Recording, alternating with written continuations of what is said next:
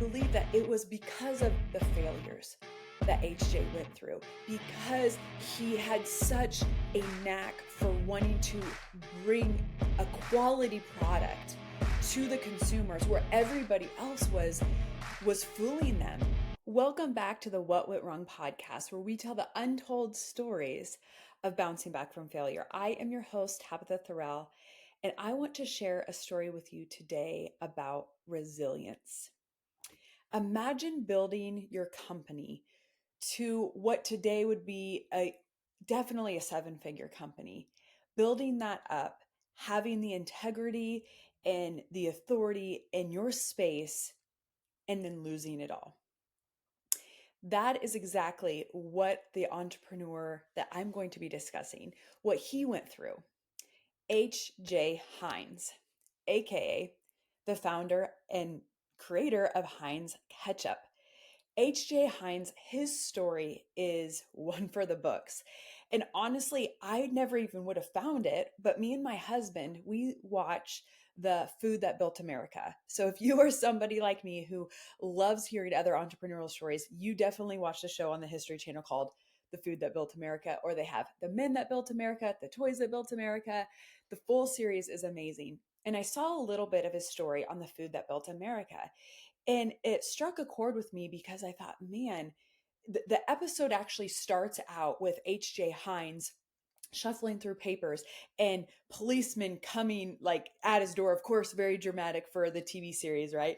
And he's like shuffling through papers and he writes a whole bunch of checks and he gives it to his receptionist and he says, make sure these go out today. They will clear. Families are counting on them. And she goes out the back door and here comes the cops and they arrest him and it goes on, right? And so I was definitely intrigued because here's a man who is going through adversity, but he was making sure that people were taken care of. He was making sure that his bills were being paid. And so I really got to thinking, man, I want to know more about this story. What is this story? Because this actually took place before he created Heinz Ketchup. And so I thought, man, what did he create before? I know nothing about this man. So I went through and I was looking at different resources online. And what I found about H.J. Heinz is he always had that entrepreneur spirit. You know, in the late 1800s, there wasn't a lot of opportunity.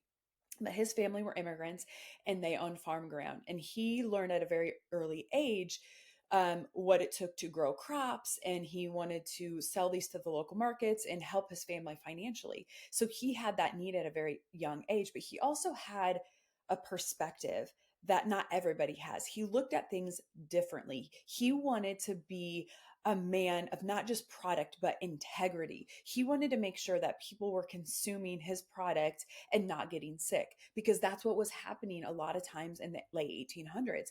People were cutting corners, they were adding um, like bleach to things to make it look whiter, to make it look cleaner. Like they added all these toxicities to make sure that the food didn't go rancid, even though it was rancid, like all this crazy stuff. And stomach cancer was, I think, at an all-time peak the turn of the century.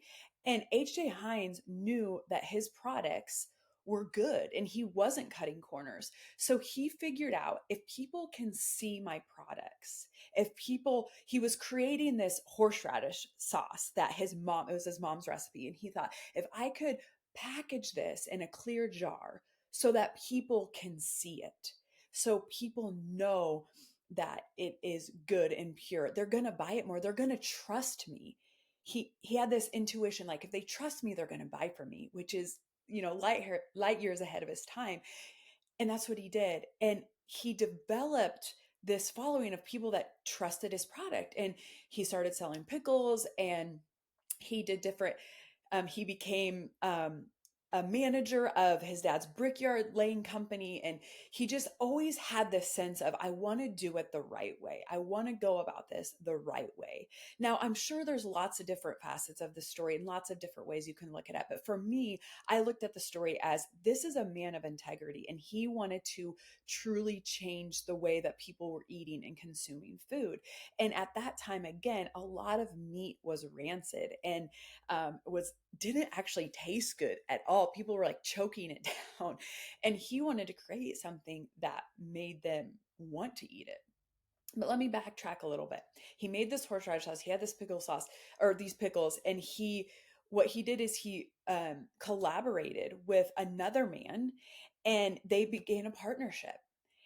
And they built this company. And what he did was he actually contracted out these farmers before. So he would do a set price for the products. And then what happened was he couldn't deliver the amount of money for the products. There was a surplus of products and he couldn't deliver on them. So he had to file bankruptcy. And that's where the police came and he was arrested, and he was at a really low point, and he had a family at this time. He had children, and his parents, and if you watch the episode, which I encourage you to watch it, they talk about they had to auction off his parents' belongings and how hard that would have been for him. And for most of us, that would have been it. It would have been like, oh, that's the universe saying I shouldn't be doing this anymore. But for him, it wasn't. He still had a desire to, maybe it was a pride thing. Maybe he was like, I've got to get back to where I was. Maybe it was just this internal drive that said, I have to do better things. I don't know exactly what was the driving force, but he wasn't just going to lay down and take it, even though it was a very, very hard time in his life. He kept innovating. He kept thinking and asking himself questions. How can I make the products better? How can I avoid what just happened for the future? How can I make a better business, stronger business? You might have an idea right now where you had an ultimate failure. You went bankrupt, or your product or your service was not exactly what you wanted it to be. And you're struggling right now. You're like, do I jump ship and then, go back to a 9 to 5 or do something that's safe? Or do I keep innovating? Do I keep asking myself questions and different questions? And how can I learn from this failure so that it doesn't happen again? Or if it does, it's not so catastrophic. How can I use that into a learning moment? And that's what H.J. Heinz did. He took all the knowledge that he had before. He knew that people needed something for this rancid meat. Like he knew that they needed a sauce that was going to allow this meat to taste better. Although I don't think they should have been consuming the meat if it tasted that bad. But back then they didn't know any better. And he just wanted to make the experience of eating better. And so he just kept experimenting. He kept innovating. And of course, in the TV show, it shows him like, 3 tries and he got it. But it was a process where he, was trying to figure out what people were going to consume. And he created tomato ketchup. And before, like catsup was what they would call it, was just like a sauce, a generic thing. And he figured out that tomatoes and the right tanginess with the vinegar and the different sauce and all that made the meat taste good. And he went back to his roots of, if I put this in a glass jar where people can see the pureness of the tomatoes, they're going to want to buy it. They're going to see how great this product is. And I'm going to build that trust with my consumer again. And they're going to buy from me. And that's what he did. And he built it from the ground up. He also learned that he needed to own the land and own the crops. And he learned that he didn't need to overextend himself and to use his family resources. He brought a lot of his family in on this. And there's so much more to this story. So I highly encourage you, if you haven't like deep dive, just Google H.J. Heinz story. It's an amazing read. But for me, what I took out of this was the resilience, the innovation, that no matter what I create, there's always another level. There's always another way that I can learn and grow. And if it was a failure, if it was something that I wasn't quite sure on and it didn't pan out like I thought, I invested all this money into sales and marketing, and I invested in the logo and the program or the product or the service, and it didn't pan out like I thought it would. I think about this story and I think, man, H.J. Heinz built up what today, like I said, would have been $1 million company, had all come tumbling down, not just financially, but like emotionally, how wrecked you would be from that. And then to build it back up, but even stronger to where it's over $1 billion company today. And who doesn't love Heinz ketchup? I'm wearing red. If you're on YouTube, I'm wearing red today in honor of it because my dad loves Heinz ketchup. He loves Heinz. Like, it is Heinz. If I don't have Heinz, he's like, what's that Hunt stuff? Like, he loves Heinz ketchup. And I really believe that it was because of the failures that HJ went through, because he had such a knack for wanting to bring a quality product to the consumers where everybody else was fooling them. There's so much of that today where people are great marketers, but they do not fulfill on their promises.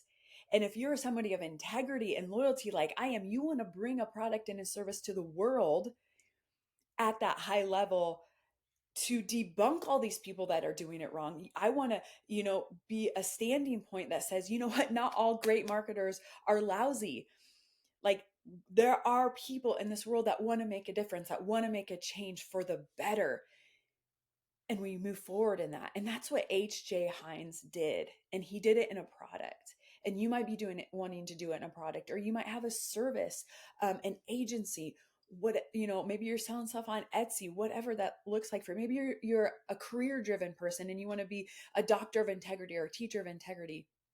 And the rest of the world is cutting corners and they're doing things shady and wrong. And there's a lot of people that can tell you, oh, it's okay, it's fine. I want you to think about this. I mean, in the late 1800s, there was not a whole lot of opportunity. There were not a lot of resources. And this man, a man of immigrants that came to this country, did that. He was innovative. He looked at things differently. He asked good questions. And I believe that is what withstood the failure that was soon to come. But then beyond that failure was amazing success and impact beyond, I'm sure he never could have even imagined. The people that he's employed, the legacy that he's lived on a bigger scale, things like, I'm sure he's done philanthropy work beyond what we could even fathom. And it was because he kept going. It was because of his resilience. And so I want to leave you guys with this. Wherever that failure is, wherever that point of, I'm just not quite sure, or the market's saturated, or how can I be different? Ask yourself, what's one thing that I can do that the marketplace is needing that is not out there? With HJ, it was the clear bottles. And he took that with him from a very young age, and it served him well into ketchup. I think just recently they started doing like a red packaging. I mean, he had the clear bottles that you had to like tap at the bottom just to get the ketchup out. So he had an innovation, an idea early on, and he knew it was better for the people. He knew it's what they needed.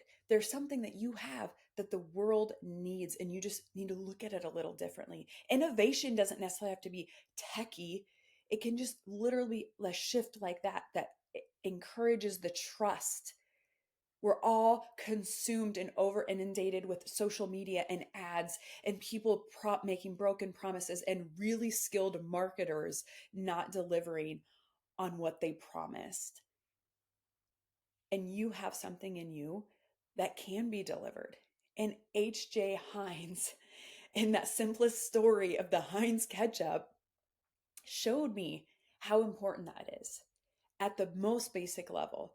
And that resilience is not about just, falling down and getting back up again. It's about falling down, learning from it, moving forward in a way bigger impact than you can ever imagine. So you can stay stuck in this place where you've hit failure, bankruptcy, addiction, broken marriages, broken health, whatever. Or you can look at this and say, I'm going to find a way out, and then I'm going to go well beyond whatever I could have imagined. Because I believe that if he wouldn't have went through that, he would have stayed in the partnership and they would have just kept creating, the things that they were creating. And Heinz ketchup may have never existed. And that would be a sad world for people like my dad who absolutely love Heinz ketchup.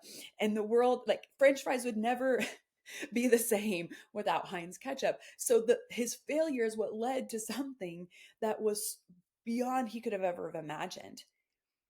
And so for you, the listener, there's something inside of you that is creating and developing, and it's going to take those failures in order for you to birth that thing. And don't discount that. Don't discount that failure.